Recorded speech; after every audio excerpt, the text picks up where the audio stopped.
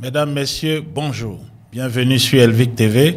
Il est 8 h en temps universel ce 31 janvier 2025. Merci de votre fidélité à la voix de la résistance panafricaine et surtout, merci d'être là, présent ce matin. Nous allons ensemble partager l'actualité du jour. Pour commencer cette journée de vendredi, je souhaite donc une belle journée de prière à nos frères et sœurs musulmans et musulmanes du monde entier, principalement ceux qui nous suivent ici sur Elvic. Je vous demande donc, si vous n'êtes pas encore abonné, afin de ne rien rater, de vous abonner dès maintenant. Et surtout, n'oubliez pas de cliquer sur la sonnette pour recevoir les alertes chaque fois que nous sommes en direct ou nous postons une nouvelle vidéo. Sans trop tarder donc, nous rentrons dans le vif du sujet. Le régime de M. Alassane Dramane Ouattara, en fin de règne, en fin de parcours, veut par tous les moyens conserver le pouvoir, y compris en usant de la corruption pour, disons, amadouer des chefs traditionnels, les chefs coutumiers. Dans ce cas, à Abidjan, s'est tenue cette cérémonie où des chefs Achan, autrement connus sous le nom d'Ébrié, les propriétaires de la ville d'Abidjan, ont été cadotés par le régime de plusieurs véhicules. Je rappelle que c'est la deuxième opération du genre où des chefs sont donc cadotés par le gouvernement de M. Alassane Dramane Ouattara. Ceci intervient après une opération de déguerpissement qui a rasé le village d'Adjamé, village situé en plein centre d'Abidjan, à quelques encablures de la commune des affaires du plateau. Le régime veut récupérer ces terres proche donc du centre commercial, du centre des affaires, pour réaliser des opérations immobilières. Et les chefs Achan, des chefs, pardon, Achan ou Ébrié, sans consulter peut-être avec leur population, ont une première fois accepté des cadeaux du ministre-gouverneur Cissé Ibrahima Bakongo, et cela a donc précédé la destruction de leur logement. Aujourd'hui, c'est une deuxième opération donc de remise de voitures. Que cache cette opération? Elle intervient à quelques jours d'intervalle après la visite du président Laurent Gbagbo à Adjamé village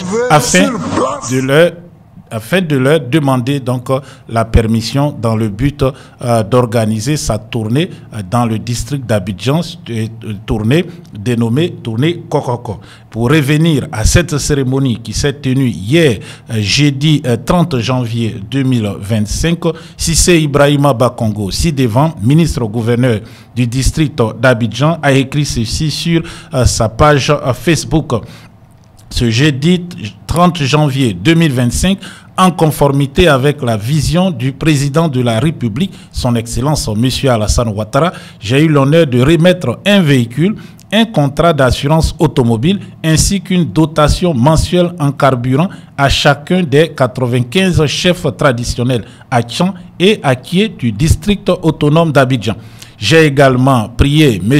le Premier ministre de transmettre en mon nom et au nom des communautés Achan et Akie nos hommages respectueux au président de la République qui, depuis son accession à la magistrature suprême en avril 2011, a compris l'importance du rôle des autorités traditionnelles dans la préservation de la cohésion sociale et du vivre ensemble.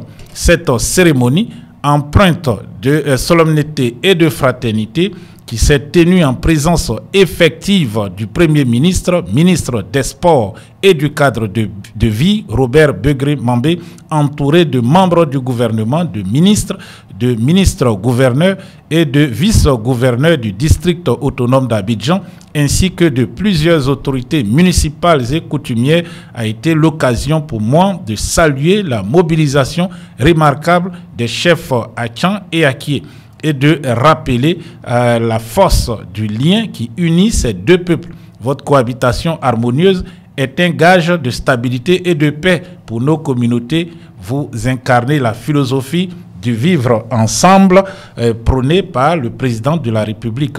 C'est à travers votre engagement quotidien que nos traditions continuent d'être la boussole pour les générations futures. On écoute ou on lit donc ces messages de M. Cissé Ibrahima Bakongo. On sent là l'affabulation, on sent là que le ministre-gouverneur est en train de flatter ce peuple qui a été dépossédé de ses terres depuis l'arrivée au pouvoir d'Alassane Dramane Ouattara en avril 2011. Ils sont donc remerciés par des véhicules de fabrication chinoise, voilà, de très basse qualité, avec, comme il a dit, une dotation en carburant. Combien de temps cette dotation en carburant tiendra-t-elle? Les premiers chefs avaient reçu aussi des téléphones cellulaires de marque Android et après ils ont été donc dépossédés de leurs terres. Le gouvernement de M. Ouattara avait parlé de 4 milliards qui leur étaient destinés, qui étaient donc en instance d'être distribuées, mais on se rappelle que ces populations, souvent établies sur le site depuis plusieurs décennies, souvent même avant l'indépendance, ont été déguerpies, leurs biens matériels détruits, sans même une indemnisation pour pouvoir se reloger. Cela avait créé un chaos monumental à Abidjan. Aujourd'hui, les chefs à Caen, auxquels s'ajoutent maintenant les chefs acquiers qui vivent aussi dans certaines parties du district d'Abidjan, par exemple dans la région d'Akoupé, et reviennent donc à la charge pour recevoir, prendre des cadeaux du régime du RDR qui ne donne rien pour rien. Peut-être que dans quelques semaines ou dans quelques mois, le régime va recommencer donc ses opérations de destruction. L'année dernière, c'était selon le régime pour la construction d'un pont. Cette fois-ci, quelle autre infrastructure sera bâtie sur les terres des Ébriers? Mais lorsque nous voyons donc ces images, on peut comprendre que l'argent a pris le dessus dans ce pays, en Côte d'Ivoire. Donc la corruption est le quotidien donc des politiques et les populations qui sont appauvries par la gouvernance chaotique, la gouvernance surtout clanique, despotique et aussi la gouvernance kleptotique du clan Alassane Dramane Ouattara, donc ne savent plus à quel sein se vouer, et donc chaque fois qu'il y a un cadeau quelque part, tout le monde court pour prendre sa part. Voilà. Et donc les Ébriers qui sont cadotés de l'autre côté, à quelques centaines de kilomètres d'Abidjan, dans des hameaux de la sous-préfecture de Bonon, ce sont des populations qui sont attaquées par des milices du régime. Nous allons donc sans trop tarder à Bonon afin donc de voir ensemble ces razzias, ces destructions opérées par les milices du régime de M. Alassane Dramane Ouattara dans les campements de planteurs baoulés.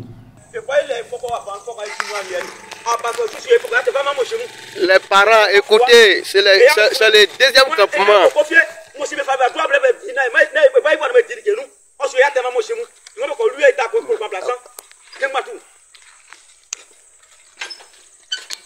Les parents, ametia mezo ametie, na mwe nyosu nye. Premier lenga walo le deuxième nye. Ngaba wonu lo bikon yo. Yeah. Premier dit c'est nouveau. Premier dit c'est nouveau bien qu'on y la boule. Deuxième comment tu l'as bicon lié. Voilà et ami ancien. Il y a faut qu'on y lui n'a pas qu'il va main. Il y a faut le sans do mais ce n'est pas. N'est beaucoup vieux. Moi c'est à toi m'appeler. Moi c'est à toi m'appeler. Il mais il va pas ni non ayo ambe wa nia. Ambe nia. Ambe nia. Il m'a faut qu'on ba mais ça n'est pas jamais. Et t'as encore le remplaçant, soit lui m'a mettre encore la pissoire. Mais pourquoi vient beau? Et lui a offert pour le remplaçant et t'as encore le remplaçant, soit lui m'a a beaucoup de ça qui a doué. Donc moi c'est le plan il faut qu'on va m'abe. Ba faut fa na ni ma gwa be wa na ni mo be die ri mo e plan de fi kan wa fa nu. Une situation triste, une situation désastreuse. Nous allons faire pour vous la traduction donc de ce qui est dit en langue baoulée par ce paysan qui a tout perdu. Que se passe-t-il donc dans ces localités? Et il revient des dires de ces paysans que une personne se chargerait, pour le compte de qui on l'ignore, de louer ses superficies donc à 30 000 francs lorsqu'il s'agit de jachère, de louer des terres. Et ces personnes, donc les paysans en question, qui s'expriment et qui, par la peur, donc de la peur de représailles de la part de ces miliciens qui sont passés, qui ont tout brûlé, donc décident de ne pas montrer leur visage dans la vidéo. Que se passe-t-il donc? S'ils ne payent pas jusqu'à une date, ils seront chassés de leur plantation, qui seront donc loués à d'autres personnes. Voilà, il parle de personnes donc étrangères.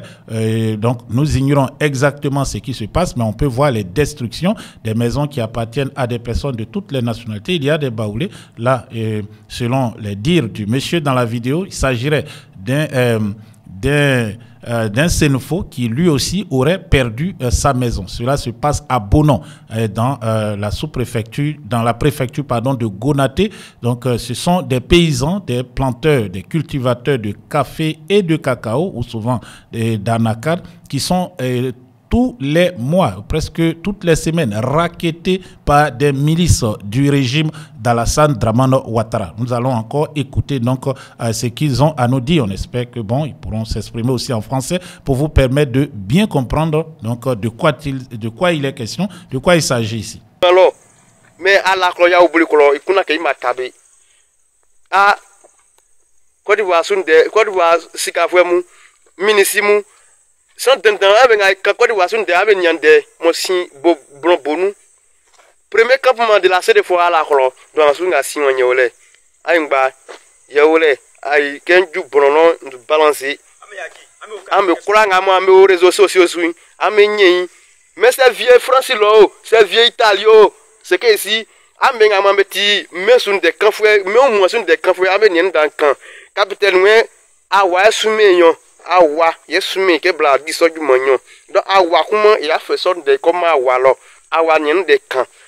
Il parle trosi fiswa. E ba la we. Il trosi ne yeli ke fi e fait blanc e ba ya diguma e fait quoi we ko dire ke blanc.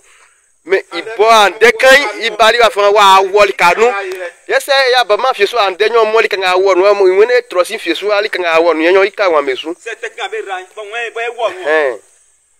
C'est il va voir nous mais au Bruno ya bama que il botte qui ngamo wa moté diju adjuman c'est fait lo ba yin ba wa ra ko kun planter mo que so wa trouver adjuman ko asi esu egun eti an ba be nyen dan kan.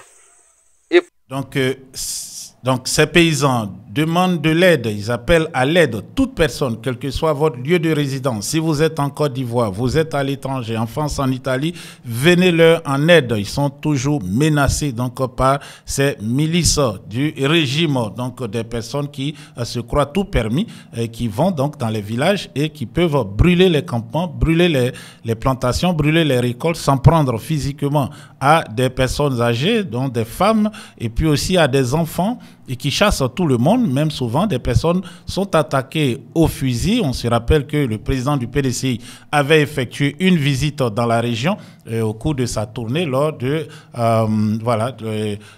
avant la révision de la liste électorale. Mais avant lui, il y avait aussi des cadres du PDCI qui s'y étaient rendus et toute la nation avait été consternée par ces scènes qui nous parvenaient de violence contre ceux qui font la richesse de la Côte d'Ivoire, les planteurs de café et de cacao.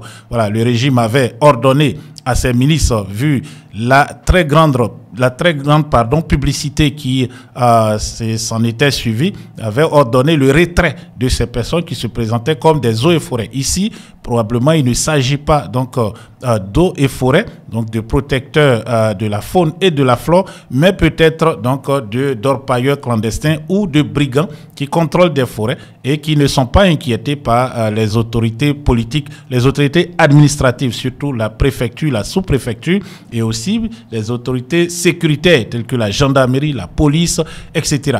Voilà, donc c'est une situation que nous suivons de près et nous vous tiendrons donc informés dans les jours et les semaines aussi à venir, car c'est la deuxième fois, donc deuxième attaque. Il faut donc éviter que le pire n'arrive à ces paysans qui sont allés travailler pour gagner leur pain honnêtement. Voilà. Autre actualité du jour, c'est donc la situation au Tchad. La situation au Tchad, donc, on se rappelle que le président Mahamat Idriss Déby avait de façon unilatérale réclamé le retrait des soldats français, mis fin à l'accord militaire qui reliait le Tchad et la France depuis environ 50 ans. Et les soldats français avaient commencé à quitter le pays. D'abord la base d'Abéché et ensuite la base de Faya-Largeau et une autre base à N'Djamena. Aujourd'hui, donc, la France vient de rétrocéder la dernière base militaire qu'elle détenait au Tchad, à l'armée tchadienne. La base sergent Adji Kosei de N'Djamena vient donc d'être définitivement transféré au Tchad, à l'armée tchadienne, pardon, et conformément à la volonté des hautes autorités. Voilà, c'est donc ce que déclare l'état-major de l'armée tchadienne dans un communiqué publié à la veille d'une cérémonie officielle prévue. Voilà, c'était une cérémonie officielle prévue pour marquer ce départ. Le camp de Kosei a été rétrocédé aujourd'hui à l'armée tchadienne. C'est ce qu'a indiqué pour sa part le porte-parole de l'état-major des armées françaises, le colonel Guillaume Vernet, à Paris. Les personnalités et matériels de combat ont été transférés en France. Seuls restent sur place des conteneurs qui seront rapportés par voie terrestre et maritime par des prestataires privés selon la même source. Le Tchad était le dernier point d'ancrage de la France au Sahel. Donc on se rappelle qu'à l'époque, Paris a compté jusqu'à plus de 5000 militaires dans le cadre de l'opération anti-djihadiste Barkhanos, stoppée en novembre 2022. Depuis quatre autres anciennes colonies, dont le Mali, le Burkina Faso, le Niger et maintenant le Tchad, ont demandé à la France donc de retirer ses soldats. Le Sénégal aussi a fait la même demande et on ignore ce qui va se passer, mais probablement que dans les mois à venir, le gouvernement sénégalais va officiellement donc demander à la France donc son retrait du Sénégal, la fermeture donc de la base aérienne de Dakar qui abrite un contingent de militaires, d'aviateurs français, plus de 350 selon les chiffres qui sont publiés. Après donc le départ de N'Djamena, la Côte d'Ivoire aussi, en tout cas selon ce qui a été dit, même si cela n'est pas confirmé, serait en train de faire aussi un transfert de la base du 43e Bima de Port-Boué donc à l'armée ivoirienne. Ensuite, il y a l'Académie internationale de lutte antiterroriste qui est encore opérative et puis la base de formation ou un centre de tir à Lomo Nord dans le centre de la Côte d'Ivoire. Donc, seule la Côte d'Ivoire, pour le moment, le Sénégal et encore le Gabon disposent encore de bases militaires sur leur sol, de bases militaires françaises. Le Gabon n'a encore rien dit, en tout cas concernant la présence militaire française sur son sol. Il y a une élection présidentielle prévue dans ce pays dans quelques mois, au mois d'avril, et peut-être que le nouveau président qui s'installera va donc commencer les négociations ou va réclamer à la France de quitter son pays. La France ferme ainsi un cycle de plus d'un demi-siècle, plusieurs décennies en Afrique, et elle perd en même temps de l'influence sur le continent et dans le monde. Donc il faut suivre de près donc l'évolution de la situation dans ces pays. Donc comme je vous l'ai annoncé hier nuit, Elvic TV reçoit demain à partir de 20h30 en exclusivité l'honorable Simon Do, qui est le conseiller spécial du président Tidiane Thiam, président du PDCI-RDA, en même temps qu'il est le président du groupe parlementaire du PDCI-RDA à l'Assemblée nationale de Côte d'Ivoire. Voilà, donc le chef donc de file du principal parti de l'opposition au sein du Parlement. Donc ne ratez pas cette émission, cette rencontre exclusive qui va nous permettre donc de débattre de plusieurs questions. Voilà, par exemple, la réforme de la liste électorale, la révision aussi de la liste, et de même que son audit, ensuite la réforme de la CEI, et puis d'autres actions à entreprendre afin d'avoir une élection transparente, une élection inclusive, une élection aussi qu'on peut qualifier donc, de non violente, parce que chaque fois qu'il y a eu élection en Côte d'Ivoire, il y a eu des violences. Pour le moment, le PDCI-RDA et le PPACI se sont mis ensemble, les deux groupes parlementaires ont exigé au gouvernement d'Alassane Dramane Ouattara l'ouverture d'un dialogue politique direct présidé par la primature afin d'aborder ces questions. Le gouvernement refuse pour le moment de les écouter même et après même de les recevoir. Et puis avant les députés de la nation, il y a eu les partis politiques, plusieurs partis politiques signataires donc, des accords pour la création d'une plateforme s'étaient déjà intéressés à la question, ont à 3 reprises demandé au parti du RDR dirigé par M. Alassane Dramane Ouattara l'ouverture de dialogue, d'un dialogue politique, l'ouverture de négociations afin aussi de créer cet environnement. Mais jusque-là, M. Ouattara donc, a refusé de répondre aux partis politiques qu'il ignore donc, royalement, et cela ressemble un peu à un dédain à l'égard donc, de ces hommes politiques. M. Ouattara pense être le plus fort et pouvoir se maintenir indéfiniment au pouvoir. En tout cas, les mois à venir, nous sommes à quelques mois de l'élection présidentielle, donc les mois à venir nous situerons sur sa capacité à confisquer le pouvoir en Côte d'Ivoire lorsqu'il est vomi par son propre peuple en Côte d'Ivoire, mais il est surtout décrié par la communauté internationale, tant en Afrique qu'à l'étranger. Voilà, vous êtes sur Elvic TV. Nous allons nous arrêter ici pour ce matin. N'oubliez pas, tout au long de la journée, aujourd'hui, en ce jour donc saint du vendredi, saint pour les musulmans, vous aurez plusieurs vidéos. Et puis le soir, on se retrouve pour décrypter ensemble l'actualité politique, économique, sociale et culturelle. Et surtout, notre rendez-vous, c'est demain samedi à 20h30. Ne ratez surtout pas. À très bientôt. C'était Isaac Kofi depuis Bamako pour Elvic TV.